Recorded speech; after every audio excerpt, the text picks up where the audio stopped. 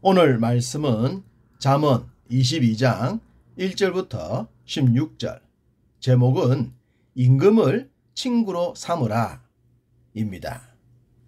사람이 무인도에 살지 않는 한 친구가 있을 겁니다. 성향에 따라 많은 친구를 사귈 수도 있고 그 반대일 수도 있습니다. 요즘은 진짜 친구를 사귀기가 어렵다고 합니다. 너무나도 사회가 이기적으로 돌아가고 또 친구를 사귈 만한 마음의 여유도 없기 때문이라고 합니다.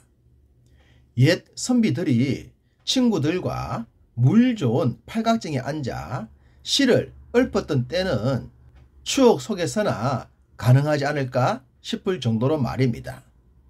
솔로몬은 철을 날카롭게 하는 것 같이 사람이 그의 친구의 얼굴을 빛나게 한다라고 했습니다. 친구가 이렇게 좋은 존재이지만 그런 친구를 사귈 수가 없다는 것이 문제입니다. 그러나 사실 친구가 없다란 말은 나도 다른 사람에게 친구가 되어주지 못했다는 의미가 됩니다. 좋은 친구를 원한다면 내가 먼저 좋은 친구가 되어주면 됩니다. 그렇게 되면 우리 주위에 좋은 친구들이 많아지게 될 줄 믿습니다. 왕이었던 솔로몬은 이렇게 말합니다. 11절, 마음의 정결을 사모하는 자의 입술에는 덕이 있으므로 임금이 그의 친구가 되느니라. 임금을 친구로 만들 수 있는 비결이 있다고 합니다. 자기 자신이 왕이었기 때문에 이런 사람이라면 친구가 될 수 있겠다고 한 것입니다. 그것은 마음의 정결을 사모하는 자의 입술입니다. 이 말씀을 좀 나누어서 생각해 볼까요? 먼저 사모하는 자의 입술입니다. 사모한다는 것은 소원을 의미하지 않겠습니까? 이런저런 삶을 살고 싶다는 그런 소망 말입니다. 그 소망이 입술을 통해 나타납니다. 그리고 그 말을 들은 사람들은 그 말에 영향을 받거나 생각을 하게 되겠죠. 백범 김구 선생님은 이런 말씀을 하셨습니다. 내 소원이 무엇이냐 하고 하나님이 물으시면 나는 서슴지 않고 내 소원은 대한 독립이요 라고 대답할 것입니다. 그 다음 소원이 무엇이냐 하고 물으시면 나는 또 우리나라의 독립이요 라고 할 것입니다. 또 그 다음 소원이 무엇이냐 하는 세 번째 물음에도 나는 소리를 높여서 나의 소원은 우리나라 대한민국의 완전한 자주 독립이요 라고 대답할 것입니다. 이분의 소망은 조국 대한민국의 독립이었습니다. 그 독립을 가슴에 품고 살았고 누군가 물으면 주저없이 말했던 것입니다. 이런 마음의 입술이 복되다는 것이죠. 김구 선생님이 독립을 고백했다면 솔로몬은 무엇을 얘기했습니까? 마음의 정결입니다. 정결한 마음은 깨끗한 마음을 의미하지 않겠습니까? 우리 예수님께서 산상복음에서 이런 말씀을 하셨습니다. 마음이 청결한 자는 복이 있나니 그들이 하나님을 볼 것임이라고 말입니다. 저는 바다를 좋아해서 휴가 땐 거의 바다를 찾습니다. 우리나라도 깨끗한 바다가 많습니다. 깊이를 알 수 없을 정도로 깨끗해서 바닷속 깊은 것들까지 다 보일 정도로 말입니다. 깨끗한 계곡물도 계곡의 바닥 모든 것을 다 보여주죠. 이런 것이 바로 정결함이요 청결함이지 않을까요? 사람의 마음 깊이를 알 수는 없지만 그래도 정결한 사람을 만나면 답답함이 사라집니다. 이런 사람과 친구로 지내다 보면 사람 하나는 잘 사겠다는 생각이 들 것입니다.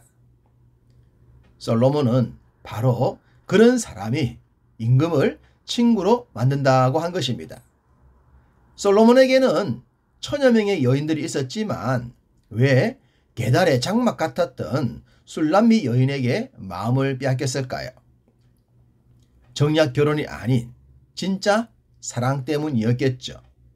친구도 그러하지 않겠습니까? 어떤 목적 때문이 아니라 진짜 친구다운 친구를 지향한다면 임금도 얼마든지 친구가 될 수 있을 것입니다. 우리는 왕자였던 요나단이 목동이었던 다윗을 진짜 친구로 사랑했던 것을 알고 있습니다. 이 둘 사이엔 어떤 계산적인 것이 없었습니다. 요나단은 첫눈에 다윗의 영성에 반했고 다윗은 요나단의 아낌없는 사랑에 반했습니다. 이런 사랑에 친구 관계도 가능한 것입니다. 임금을 친구로 삼을 수 있는 사람에겐 이런 지혜도 있을 것입니다.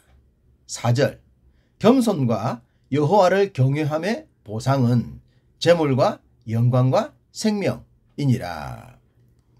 겸손한 삶을 사는 것입니다. 가진 것이 없을 때는 굳이 겸손을 강조할 필요가 없습니다. 사울 왕처럼 말입니다. 그렇지만 권력과 재력과 지력을 갖게 되었을 때 그럴 때도 겸손하다면 진짜 겸손입니다.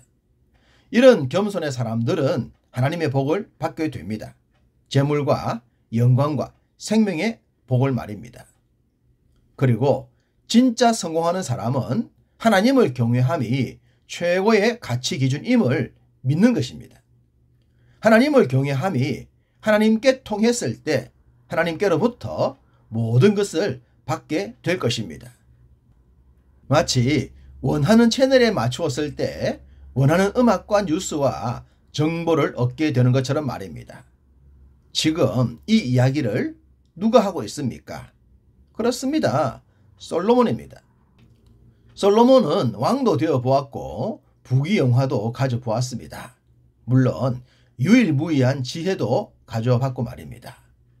그런 후에 그가 내린 결론이 뭡니까? 여호와를 경외하는 것이 지혜의 근본이요. 하나님을 경외하고 그의 명령들을 지키는 것이 모든 사람의 본분이라는 것입니다. 이 말씀을 우리 삶의 지표로 삼는다면 우리에게도 임금과 같은 존재가 친구가 되는 기이함이 있을 줄로 믿습니다. 솔로몬의 가르침엔 아이들을 향한 내용도 많습니다. 오늘 말씀 6절에 마땅히 행할 길을 아이에게 가르치라. 그리하면 늙어도 그것을 떠나지 아니하리라.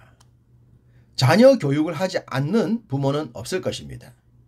방목처럼 그냥 내버려 두는 것도 일종의 양육 스타일이기 때문입니다.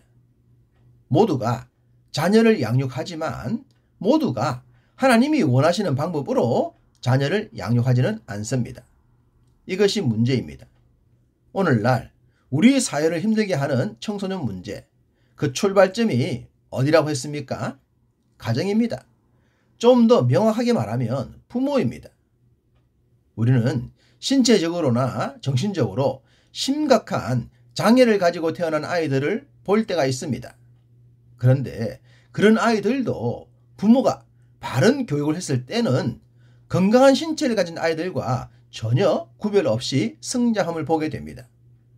부모가 핵심이라는 것이죠. 부모는 자녀에게 마땅히 행할 것을 가르쳐야 합니다. 마땅한 것을 가르치면 늙어서도 마땅한 길에서 떠나지 않는다고 하셨습니다. 가정을 건강하게 만들고 사회를 건강하게 만들며 나아가 나라와 온 세상을 건강하게 만드는 것은 마땅히 행할 길을 행할 때입니다. 사람을 사람답게 만드는 주의 법을 성실하게 준행하게 하는 것, 그것이 마땅히 행하는 것이지 않겠습니까? 오늘도 우리 모두 주 안에서 마땅히 행하여 마땅한 사람 되시기를 간절히 소원합니다.